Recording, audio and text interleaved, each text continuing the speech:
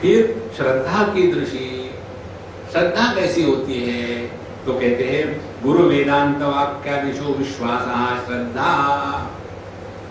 वेदांत शास्त्र में जो जो बताया है वो सत्य है, लेकिन हमको मालूम नहीं है। देखो, मालूम नहीं है ये कोई क्वालिफिकेशन थोड़ी है। मालूम नहीं है तो किसी पर श्रद्धा रखो और स्वीकार करो। लेकिन हमारी यदि ऐसी धारणा हो, जब तक हमको मालूम नहीं होता तब तक हम श्रद्धा नहीं रखते, तो हमने श्रद्धा का अर्थ ही नहीं समझा। देखो क्या है, जिस क्षेत्र में हमको अज्ञान है उस क्षेत्र में प्रवेश करना हो तो जो शक्ति है उस शक्ति को कहते हैं श्रद्धा। जैसे हम जाते हैं कॉलेज में, स्कूल में, वहां हमको बताते हैं कि बच्चों को बताते हैं कि देखो हम आपको अभी मनुष्य के शरीर के अंग बताएंगे। वो बालक देख रहा है और टीचर बताती है इसको हेड कहते हैं, इसको लिम्स कहते हैं, इसको ट्रंक कहते हैं, इसको लेग्स कहते हैं। समझ में आ गया?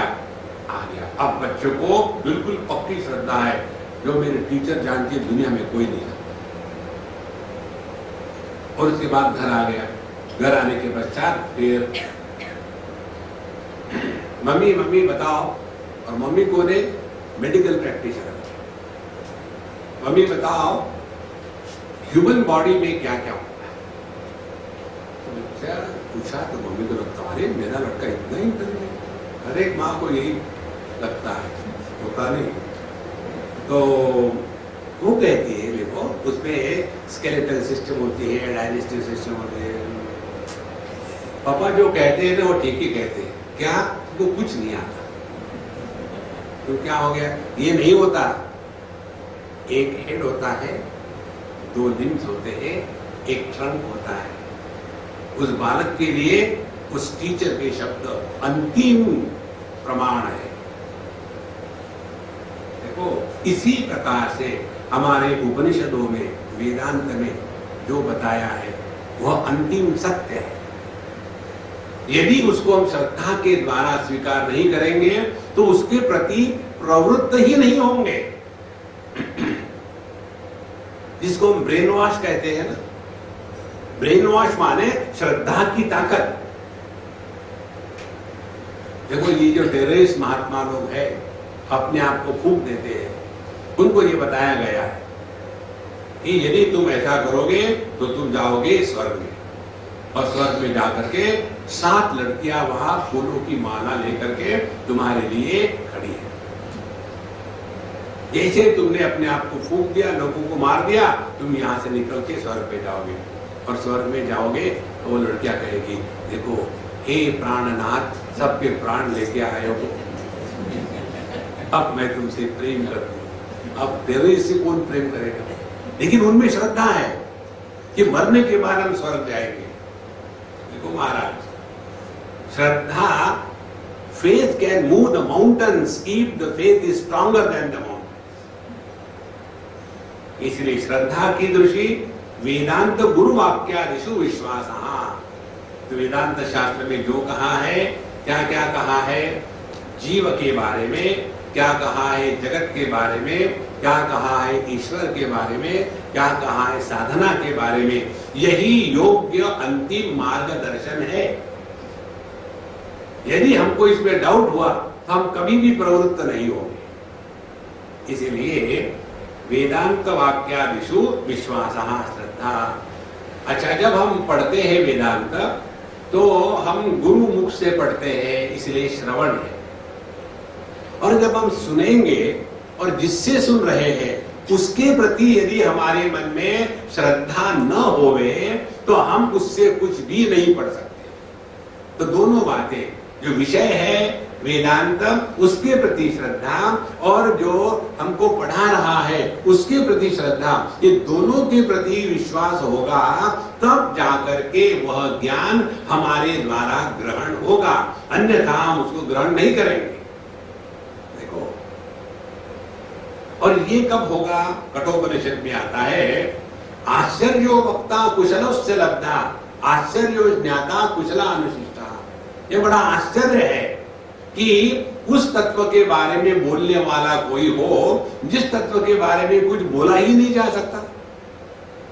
देखो, और उससे भी बड़ा आश्चर्य है उस तत्व को पहचानने वाला, जानने वाला ऐसा शिष्य हो कि जिसको कभी जाना ही नहीं जा सकता, ऐसे तत्व को इसने जाना।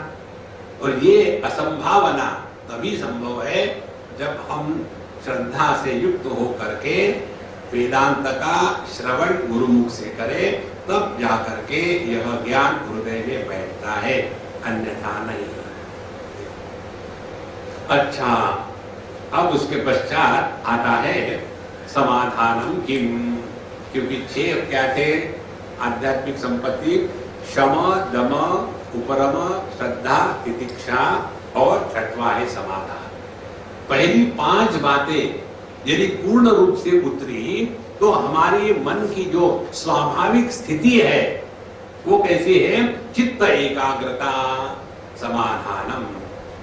ऐसा जो मन है किसी भी कार्य में कभी भी कितने भी समय तक बड़े स्वतंत्रता से हम लगा सकते हैं, इस स्वातंत्र को कहते हैं समाधान। समाधान इज नॉट कंटेंटमेंट, सम्यक आधानम।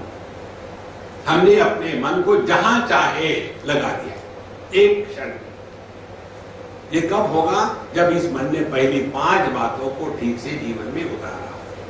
तो चित्त एकाग्रता, चित्त की एकाग्रता का तात्पर्य है यह स्वातंत्र्य। ये कल्पना मत करना जैसे सुई की नोक होती है, एकाग्रता वो हो गया त्राटक। त्राटक कभी मत करना, त्राटक के द्वारा आप बहिर्मुखी हो जाओगे। इसलिए चित्त एकाग्रता माने आपका मन बहुत ही सहज उपलब्ध है, जिस भी कार्य में लगाना हो वो मन उपलब्ध है, क्योंकि वो मन अब देश काल वस्तु व्यक्ति परिस्थिति इनमें भटक नहीं रहा। जब हमारा मन भटकता है इधर उधर में, तो एक आध उदाहरण दे दिया, और उदाहरण देने के साथ फिर सुनने वाला भी उदाहरण के साथ फिर बह गया, बोलने वाला भी उदाहरण के साथ बह गया। अरे यार मैं क्या बोल रहा था? शादी की, किसकी शादी की बात? मेरे तो शादी नहीं हुई। तो जो विषय चल रहा है भूल गए, क्योंकि मन की एकाग्रता नहीं है। देखो मन की एकाग्रता कैसी होती है मालूम है? ये संगीतकार जो होते हैं उनके पास एक तंबूरा होता है, पीछे उनका चेला तंबूरा लगा के, उसको कहते हैं श्रुति। उस श्रुति की तरफ उनका ध्यान होता है, फिर चाहे आऊ करके ऊपर जाए नीचे आ जाए, लेकिन उनका ध्यान होता है श्रुति की तरफ। थोड़ी भी गड़बड़ी हो गई तो पकड़ लेते हैं। इसी प्रकार से चित्त एकाग्रता, जगत में संपूर्ण व्यवहार हो रहा है, लेकिन इस संतुलन की स्थिति जो हमने श्रुति माता से सीखा है, क्या कहीं हम उससे दूर भटक तो नहीं रहे? देखो संगीत में भी श्रुति का महत्व है और अध्यात्म में भी श्रुति का महत्व है। जिनको पता नहीं होता वो कहते पता नहीं, ये इंडियन गाने वाले करते रहते हैं, फिर ये ठोकता है वो ठोकता है, अच्छा तुम लगाओ काली 4 5 सफेद 5। तो ये श्रुति जब होगी तभी जाकर के हमारा चित्त एकाग्रता का सौंदर्य जीवन में प्रकट होगा। इसी चित्त एकाग्रता के द्वारा व्युत्पन्न मति या कहो ऋतंभरा प्रज्ञा जागृत होती है। ऋतंभरा प्रज्ञा माने, ऋतम माने शास्त्रोक्त सत्य को ऋतम कहते हैं। सत्यम वदिष्यामि, ऋतम वदिष्यामि। तो शास्त्र में जिस तत्व का प्रतिपादन किया है ऋतंभरा, इस तत्व को भरण करने के लिए, इस तत्व को ग्रहण करने के लिए जो हमारी क्षमता है उस क्षमता को कहते हैं ऋतंभरा प्रज्ञा। यह ऋतंभरा प्रज्ञा होती है चित्त एकाग्रता से। इसीलिए ये जो 6 प्रकार की आध्यात्मिक संपत्ति है, ये जिसको है उसके लिए यह तत्वबोध ग्रंथ लिखा गया है। पहले बताते तो हम आते 6 में एक भी नहीं। अच्छा, मुमुक्षुत्वम किम? अब मुमुक्षुत्व किसको कहते हैं? मोक्षो में भूयात इति इच्छा। मुमुक्षुत्व कहते हैं कि मेरा मोक्ष हो जाए, इस इच्छा को कहते हैं मुमुक्ष। मोक्ष मेरी मुक्ति हो जाए, इसके पहले ये जानना आवश्यक है कि हम बंधन में हैं। देखो, यदि ये पता ही नहीं कि हम बंधन में हैं, तो मोक्ष की इच्छा कैसी होगी? जैसे हमको प्यास लगी है, ये समझ में नहीं आता, हम बड़े परेशान हो जाते हैं। लेकिन अब प्यास लगी है तो पानी पियो तो शांत हो जाओगे, समझ में नहीं आता। अब ये मैन्युफैक्चर डिफेक्ट, तब कोई हमको पानी पिला देता, हाँ अब अच्छा लगा। तो माने जब तक हम बंधन में हैं, जब तक ये बात अपने दिमाग में नहीं उतरती, तब तक के हम मोक्ष के लिए प्रयत्न नहीं करेंगे। इसीलिए मुमुक्षुत्व का अर्थ क्या है? पहले अपने स्थिति को समझे। आज तक जो हमने जीवन में किया है, क्या जीवन में परिपूर्णता, कृतकृत्यता का अनुभव आया है कि हम मैकेनिकली जिए जा रहे हैं? एक इच्छा पूरी करी, दूसरी पूरी करी, तीसरी पूरी करी, चौथी, पांचवी, कितनी इच्छाएं पूरी करी? क्या इच्छाओं को पूरा करना यही जीवन है या इससे भी कुछ और है? ये जब मन में बात आती है, देखो जैसे स्वास्थ्य को लेकर के, ठीक है स्वास्थ्य होना चाहिए, लेकिन क्या स्वास्थ्य ही जीवन का लक्ष्य बन सकता है? घर अच्छा होना चाहिए, लेकिन क्या अच्छा घर ही जीवन का लक्ष्य हो सकता है? देखो, इसीलिए जब तक कि हमको ये समझ में नहीं आता कि ये जो सापेक्षता का जगत है, इसमें रहना यही बंधन है, और फिर इससे निकलने के लिए करना क्या है कि सापेक्षता में रहना माने इच्छाओं का गुलाम होकर के रहना। मोक्ष माने ये इच्छाओं से मोक्ष है। यदा सर्वे प्रमुच्यन्ते कामा यस्य हृदि स्थिताः अथम अर्थ्यः अमृतो भवति अत्र ब्रह्म समयते। जब हमारे अंतःकरण से सभी इच्छाएं हमेशा के लिए मिट जाती है, इच्छा रहित अस्तित्व को कहते हैं भगवान परमात्मा या मोक्ष। इसीलिए मोक्षो में भूयात् इति इच्छा मुमुक्षुत्वम्। एतत् साधन चतुष्टयम्, ये हो गया साधन चतुष्टय। ततः तत्व विवेकस्य अधिकारिणो भवन्ति, और जिसमें ये साधन चतुष्टय पूर्ण रूप से आ गया है, तब वह तत्व विवेक का अधिकारी बनता है। अब इसका अर्थ क्या हो गया? अभी तो हमें इसमें से कुछ भी नहीं है, तो चलो चले जाते हैं चाय पीते। इसका ये अर्थ नहीं। इसका अर्थ ये है, हमने कितने सालों से अध्यात्म में जा रहे हैं, या उपनिषद सुनते हैं, गीता सुनते हैं, हम क्लासेस भी कंडक्ट करते हैं, अंधों में काना राजा क्लासेस भी करते हैं, लेकिन कुछ नहीं हो रहा। भगवान के भगत उपासना करने वाले, हमने भगवान का इतना किया, भगवान का इतना किया, इस वाक्य का अर्थ क्या है? उपवास किए, तो उपवास तो आपने किए, भगवान ने थोड़ी किए। देखो, तो ये जो कुछ होने का चक्कर है ना, पता नहीं क्या हो रहा है, हमको हमारी आध्यात्मिक प्रगति को भोगे। दूसरी बात, एक महात्मा एक सज्जनों को पूछते, स्वामी जी अपना बेड़ा पार करा दो। हमने कहा बनारसी पान ले आओ। बंद अकल का ताला खुल जाएगा, बेड़ा पार हो जाएगा। इस जो शब्द है ना, तेषाम् अहम समुद्धर्ता मृत्यु संसार सागरा, आपने गीता प्रेस की पुस्तक देखो, 12वें अध्याय के इसमें आता है कि वहां समुद्र दिखाते हैं और एक आदमी उसमें गिरा हुआ है, और उधर से मगरमच्छ इत्यादि है, काम क्रोध इत्यादि, धन दौलत। और फिर ये उधर से भगवान आते हैं नाव में बैठ करके, और जो कहता है श्री कृष्ण गोविंद हरे मुरारे, उसको भगवान उठा करके और हमारे दिमाग में वही करना है, तेषाम् अहम समुद्धर्ता मृत्यु संसार सागरा। अरे रामा, ऐसी बात नहीं है। देखो, इसका तात्पर्य क्या है?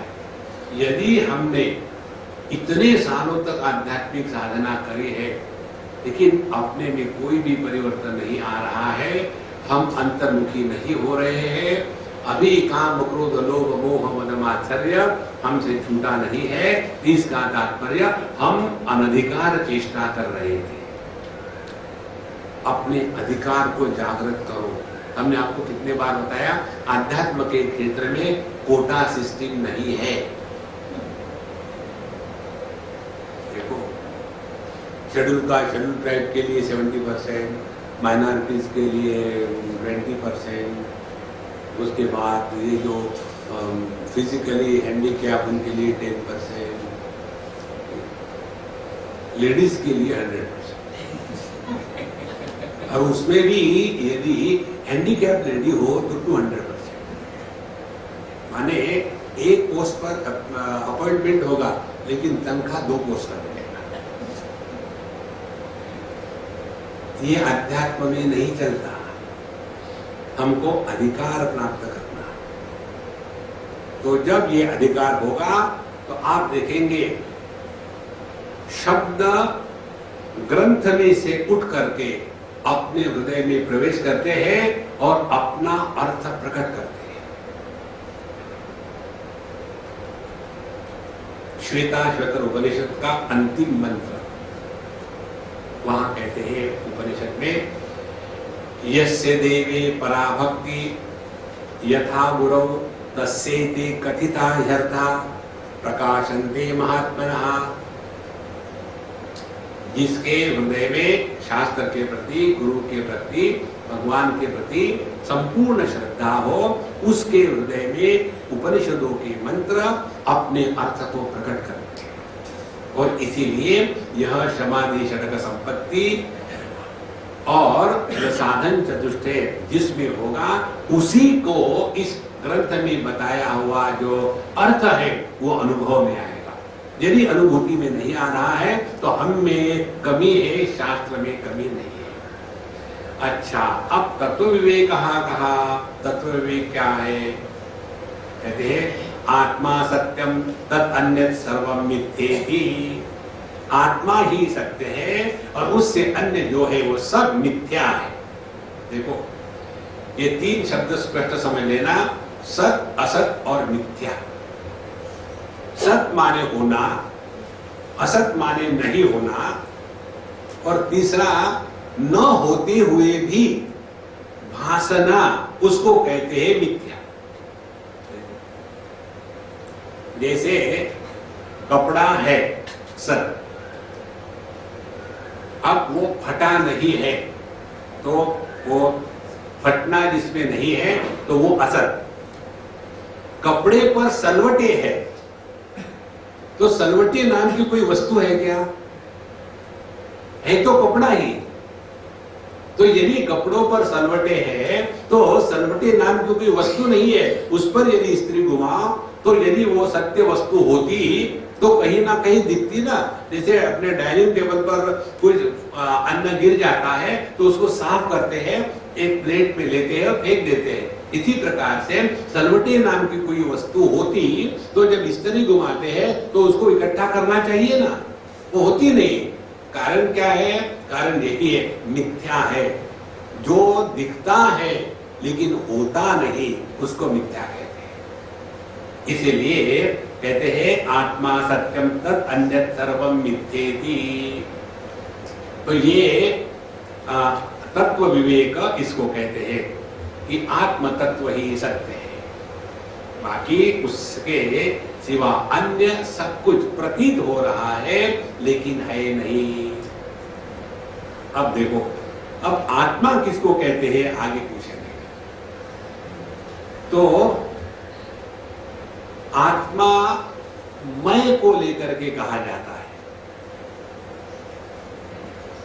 जब जब हम कुछ कहते हैं तो उसमें मैं का होना आवश्यक है। मैं वहां गया था, मैंने ये किया, उस कमरे में कौन था? कोई नहीं था। तुमको कैसे बताया?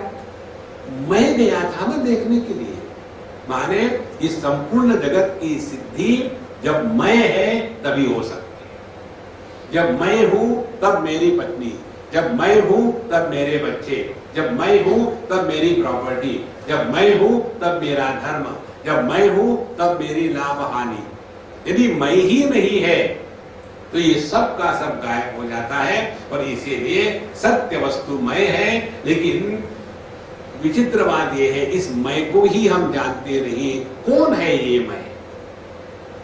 तो इसीलिए आत्मा सत्य है, ये मैं ही सत्य है, उसके सिवा सारा का सारा मिथ्या है। तो जैसे उदाहरण के लिए मैं आदमी सत्य है और मैं पति मिथ्या है, मैं पुत्र मिथ्या है, तद अन्य। यदि आदमी ही नहीं रहा तो ना तो पति रहेगा ना तो पुत्र रहेगा।